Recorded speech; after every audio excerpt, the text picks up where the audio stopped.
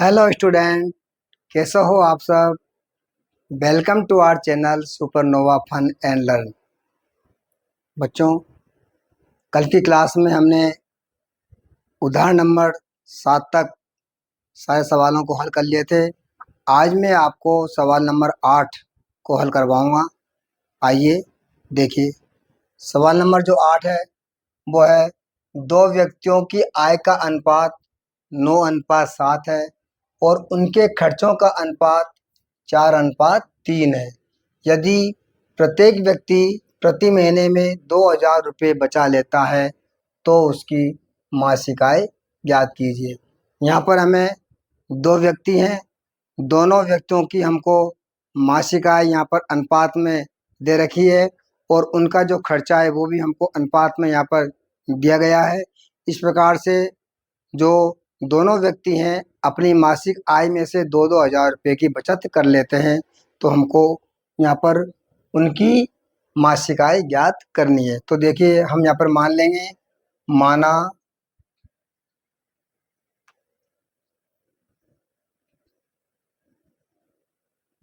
दोनों व्यक्तियों की मासिक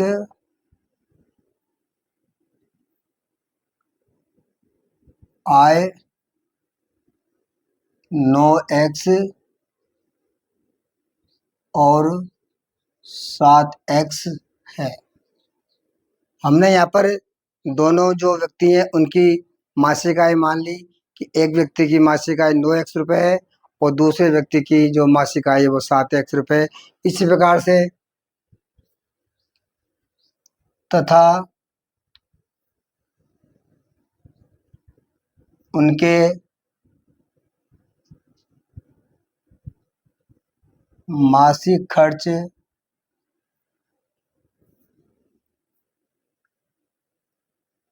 क्रमशः 4y तथा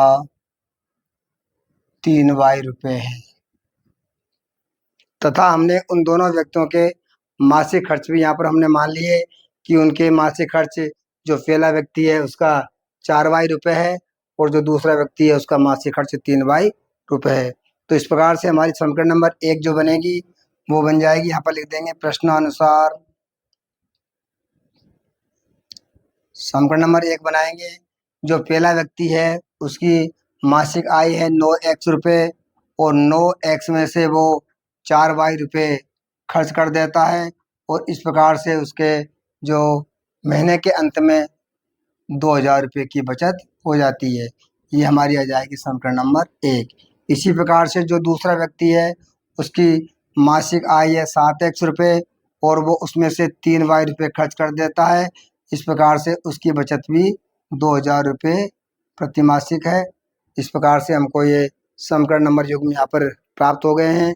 अब हम इनको विलोपन विधि से हल करेंगे। तो देखिए, विलोपन विधि से हल करने के लिए हमको यहाँ पर एक मान कोई सा भी विलोपन करना होता है। तो यहाँ पर मैं y का मान विलोपन कर देता हूँ, तो मुझे समीकरण नंबर 1 को 3 से और समीकरण नंबर 2 को 4 से गुणा करना पड़ेगा। तो यहाँ लिख दूंगा, समीकरण 1 को 3 से तथा समीकरण 2 को 4 से गुणा करने पर देखिए, समीकरण नंबर 1 को जब मैं 3 से गुणा करूँगा तो यहाँ आ जाएंगे मेरे 12y और यहाँ पर 4 से गुणा करूँगा तो यहाँ आ जाएंगे 12y, ताकि y के मान दोनों समान हो जाएंगे। हमें यहाँ पर किसी भी एक पद का विलोपन कर रहा है तो मैं यहाँ पर y का विलोपन कर रहा हूँ। तो देखिए, समीकरण नंबर 1 को 3 से गुणा कीजिए, तो इस पूरी समीकरण को हम 3 से गुणा करेंगे तो यहाँ आ जाएंगे हमारे 9 3 27x माइनस, जब इसको 3 से गुणा करेंगे तो 4 3 12y बराबर, इसको 3 से गुणा करेंगे तो यहाँ जाएंगे हमारे 6,000 रुपये। ये समीकरण नंबर 3 हो जाएगी। और समीकरण नंबर जो 2 है इसको 4 से गुणा करेंगे तो जब 4 से गुणा करेंगे तो यहाँ हो जाएंगे हमारे 7 चौको 28x माइनस 4 तिया 12y बराबर यहाँ जाएंगे 4 दूने 8 और ये 8000 हो जाएंगे समीकरण नंबर 4। तो देखिए यहाँ पर घटाने पर नीचे की संख्या के चिन्ह बदल जाएंगे, तो ये हो जाएगी माइनस, ये प्लस और ये माइनस। ये हमारे यहाँ पर 28x माइनस के हैं, 27x प्लस के हैं, तो यहाँ बच जाएंगे माइनस के x, और यहाँ पर 12y माइनस के हैं और ये 12y हमारे प्लस के हैं, तो दोनों ये कट जाएंगे और बराबर यहाँ माइनस के 8000 में से प्लस के 6000 जाएंगे, तो यहाँ बच जाएंगे माइनस के 2000 रुपये। तो देखिए x का जो मान आएगा वो हमारा यहाँ पर आ जाएगा 2000 रुपये।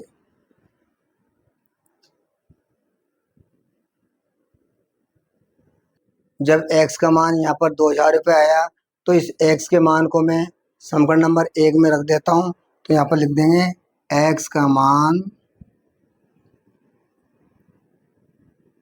समीकरण 1 में रखने पर देखिए जो समीकरण नंबर 1 है मेरी वो है 9x माइनस 4y बराबर 2000। तो इसमें मैं x की जगह रखूँगा 2000 रुपये, तो यहाँ हो जाएंगे मेरे 9 गुणा 2000 माइनस 4y बराबर 2000। जब इन दोनों को गुणा करेंगे तो ये जाएंगे 9 दूना 18,000 रुपये माइनस 4y बराबर 2000। इस 18,000 को मैं उधर पक्षांतरण कर दूंगा, तो यहाँ पर ये प्लस के हैं तो दूसरी तरफ जाकर हो जाएंगे ये माइनस के। तो माइनस के 4y बराबर 2000 माइनस 18,000। तो माइनस के 4y बराबर माइनस के 18,000 में से प्लस के 2000 यहाँ पर कम हो जाएंगे, तो यहाँ बच जाएंगे माइनस के 16,000। यानी कि y बराबर यहाँ मान आ जाएगा माइनस के 16,000 बटे 4।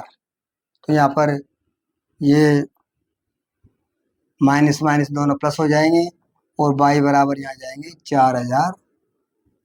तो x का मान यहाँ पर आया 2000 रुपये, x बराबर 2000 और y बराबर आया यहाँ पर 4000 रुपये। तो यहाँ पर देखिए हमसे प्रश्न पूछ रहा था कि उनकी मासिक आय ज्ञात करो, तो अब निकाल लेंगे। पहले व्यक्ति की मासिक आय बराबर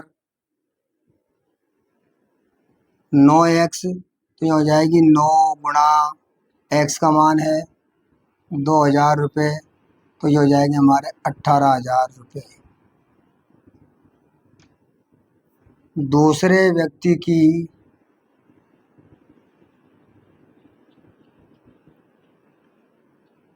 मासिक आय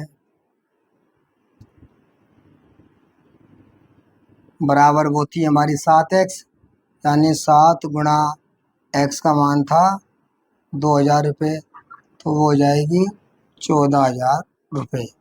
इस प्रकार से हमको दोनों व्यक्तियों की यहाँ पर मासिक आय प्राप्त हो चुकी है। पहले व्यक्ति की जो हमारी मासिक आय आई वो 18,000 रुपये और दूसरे व्यक्ति की जो मासिक आय हमें प्राप्त हुई वो 14,000 रुपये। इस प्रकार से हमारा ये उदाहरण नंबर जो 8 है वो भी समाप्त होता है। अब हम अगले उदाहरण को हल करेंगे। देखिए उदाहरण नंबर 9, विलोपन विधि का प्रयोग करके निम्न रैखिक समीकरण युग्म के सभी संभव हल ज्ञात कीजिए। समीकरण नंबर 1 जो हमको दी गई है वो है 2x प्लस 3y बराबर 8 और समीकरण नंबर 2 है 4x प्लस 6y बराबर 7। देखिए हम इसको हल करेंगे।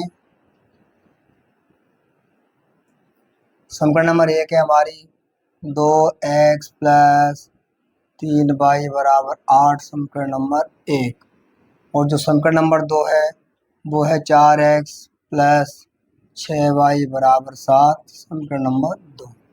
तो देखिए हम यहाँ पर इसको विलोपन विधि से हल करते हैं। तो विलोपन विधि से हल करने के लिए हमको किसी एक मान का यहाँ पर विलोपन करना है, या तो हम x का विलोपन करें या फिर हम y का विलोपन करें, तो जो भी हमको सुविधाजनक हो हम उसका विलोपन कर सकते हैं। तो यहाँ पर हमारे लिए दोनों ही सुविधाजनक है, तो मैं यहाँ पर x का विलोपन कर देता हूँ। नीचे मेरे 4x आ रहे हैं।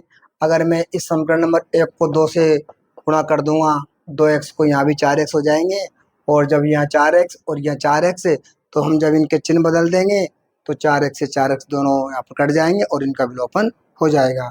तो यहाँ पर मैं लिख देता हूँ समीकरण 1 को 2 से गुणा करने पर, तो देखिए जब मैं समीकरण नंबर 1 को यहाँ पर 2 से गुणा करूँगा तो यहाँ मेरे आ जाएंगे 4x प्लस इसको भी 2 से गुणा करूँगा तो यहाँ 6y बराबर 8 को 2 से गुणा करूँगा तो 16। ये मेरी समीकरण नंबर 3। समीकरण नंबर 2 जो है उसको इसके नीचे लिख देंगे 4x प्लस 6y बराबर 7, समीकरण नंबर 2। तो देखिए यहाँ पर जो मैंने x का मान समान किया, यहाँ पर इन दोनों के चिन्ह समान हैं तो इनका विलोपन नहीं हो सकता, तो हमको यहाँ पर इनके चिन्ह बदलने पड़ेंगे। तो यह लिख देंगे हम घटाने पर। तो घटाने पर क्या होगा, नीचे वाली जो समीकरण होगी उसके चिन्ह बदल जाएंगे। तो ये 4x हो जाएंगे माइनस के, 6y हो जाएंगे माइनस के, 7 हो जाएंगे यहाँ पर माइनस के। तो देखिए 4x से यहाँ पर 4x कट जाएंगे और 6y यहाँ पर प्लस के और 6y माइनस के, तो ये भी कट जाएंगे। तो यहाँ बच गया हमारा 0 और 16 में से जब यहाँ पर 7 जाएंगे माइनस के, तो 16 में से 7 जाएंगे तो यहाँ बच जाएंगे 9। तो यहाँ पर हम देखते हैं कि ये जो हमारा हमको जो कथन मिला है वो यहाँ पर बिल्कुल असत्य है। तो हम लिख देंगे यह कथन असत्य है, अतः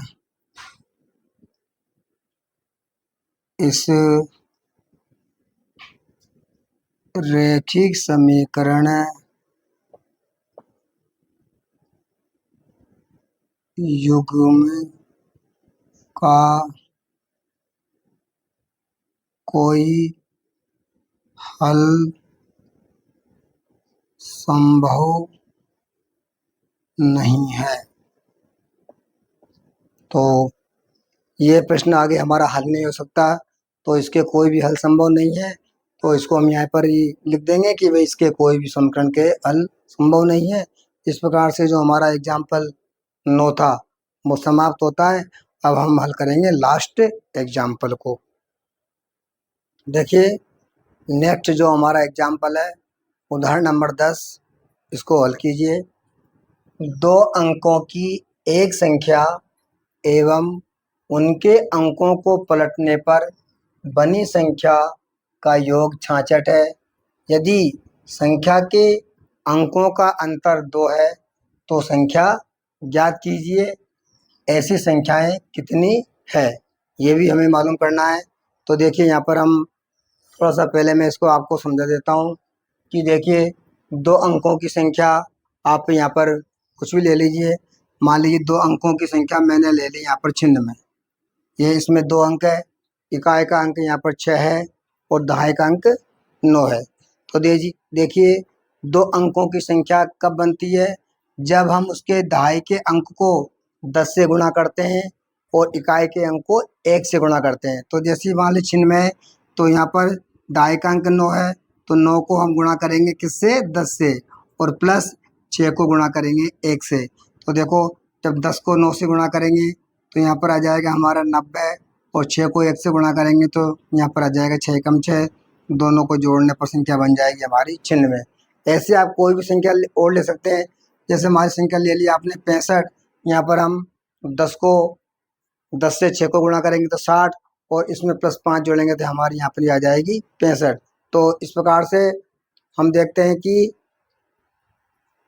कोई भी 2 अंकों की जो संख्या होती है, 2 अंकों की संख्या होती है, उसको दहाई के अंक को 10 से गुणा करना पड़ता है और इकाई के अंक को 1 से गुणा करना पड़ता है, तो वो संख्या हमारी आ जाती है। तो यहाँ पर हम मान लेंगे, माना कि दी गई संख्या के इकाई का अंक x है और दहाई का अंक y है।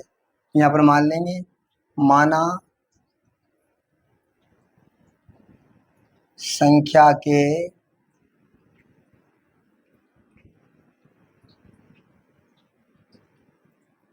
इकाई का अंक x तथा दहाई का अंक y है, तब दी गई संख्या, तो देखिए जब हमने यहाँ पर इकाई का अंक x मान लिया और दहाई का अंक y मान लिया तो हमारी संख्या क्या बन जाएगी। मैंने बताया था अभी आपको कि दहाई के अंक को हम 10 से गुणा करते हैं, तो y को 10 से गुणा करेंगे तो 10y और इसमें जोड़ देंगे हम इकाई का अंक x, तो ये संख्या हमारी बन जाएगी 10y प्लस x। अब कह रहा है कि अंकों को पलटने पर अंकों को पलटने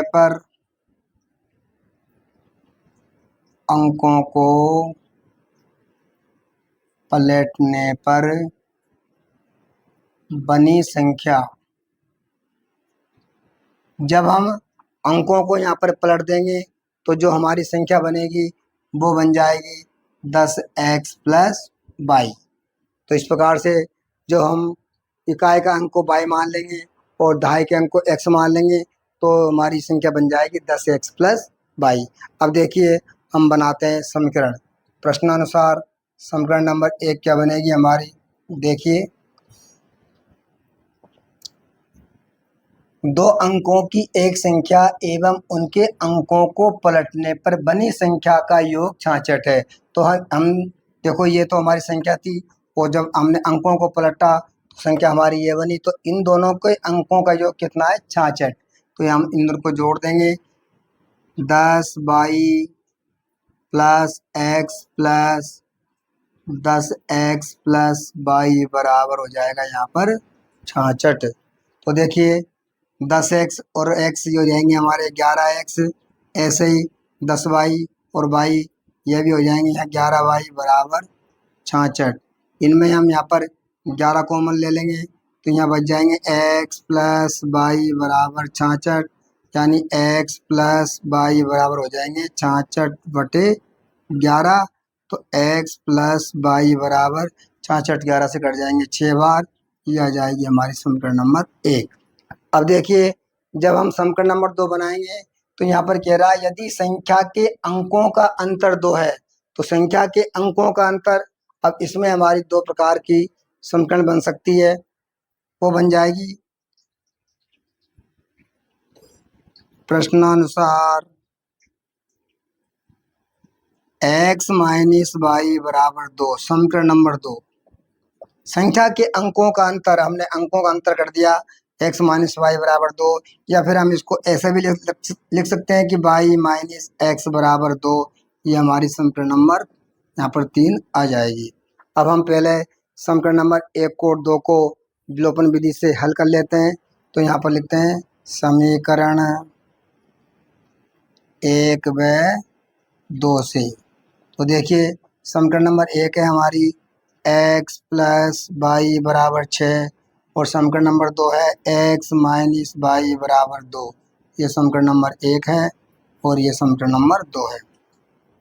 जब हम इनको विलोपन विधि से हल करेंगे तो यहाँ पर देखिए y से y दोनों कैंसिल हो जाएंगे और यहाँ पर आ जाएगा 2x बराबर 8 और x का मान आ जाएगा 8/2, यानी x का मान आ जाएगा 4। x का मान हम समीकरण नंबर 1 में रख देते हैं, तो यहाँ पर हम लिख देंगे x का मान समीकरण 1 में रखने पर, देखिए जब x का मान हम समीकरण नंबर 1 में रखेंगे, समीकरण नंबर 1 है हमारी x प्लस वाई बराबर 6, तो यहाँ पर x का मान हमें 4 आया था, तो x की जगह हम रख देंगे यहाँ पर 4 प्लस वाई बराबर 6, तो यानी कि y बराबर हो जाएगा हमारा 6 माइनस 4 और यहाँ जाएगा y बराबर 2। तब हमारी समीकरण जो संख्या बनेगी, तब दी गई संख्या वो थी हमारी 10y प्लस एक्स, यानी कि 10 इंटू वाई का मान यहाँ 2 आया, प्लस एक्स का मान था 4, तो ये हो जाएगा 10 दूने 20 प्लस 4 बराबर यहाँ पर आ जाएंगे 24। लेकिन यहाँ पर हम देखते हैं कि हमारी जो अब हम समीकरण नंबर जो हमारी दूसरी बनी थी वो तो हमने दो तरीके से बनाई थी। अब हम समीकरण नंबर 1 व 3 को भी हल करेंगे, तो यहाँ लिख देंगे समीकरण 1 व 3 से। तो देखिए समीकरण नंबर जो 1 है हमारी वो है x प्लस वाई बराबर 6, और समीकरण नंबर 3 है वो है हमारी माइनस एक्स प्लस वाई बराबर 2। तो देखिए यहाँ पर x से x कट जाएंगे, तो यहाँ आ जाएंगे हमारे 2 वाई बराबर 8, और वाई बराबर आ जाएंगे 8/2, यानी वाई का मान आ जाएगा 4। इस वाई का मान मैं समीकरण नंबर 2 में रख देता हूँ, तो यहाँ पर लिख देंगे वाई का मान समीकरण 2 में रखने पर। तो देखिए वाई का मान समीकरण नंबर 2 में रखूँगा। समीकरण नंबर 2 है x प्लस वाई बराबर 6, तो ये जाएगा x प्लस वाई की जगह यहाँ 4 रख देंगे बराबर 6। हम 4 का कर देंगे इधर पक्षांतरण, तो यह जाएगा हमारा x बराबर 6 माइनस 4, और x बराबर आ जाएगा 2। तो देखिए x का मान यहाँ पर 2 आया और y का मान 4 आया, तब दी गई संख्या वो बनेगी हमारी 10y प्लस एक्स, यानी कि 10 गुणा y का मान यहाँ पर है 4 प्लस x का मान है 2, तो यह हो जाएगी 10 चौक 40 प्लस 2 बराबर 42। तो हम देखते हैं कि हमारी संख्याएं यहाँ पर हमें दो प्राप्त हुई, पहली संख्या 24 और दूसरी संख्या 42। तो हमसे प्रश्न में कह रहा था कि ऐसी कितनी संख्याएं हैं, तो हम लिख देंगे ऐसी दो संख्याएं हो सकती है। अतः ऐसी दो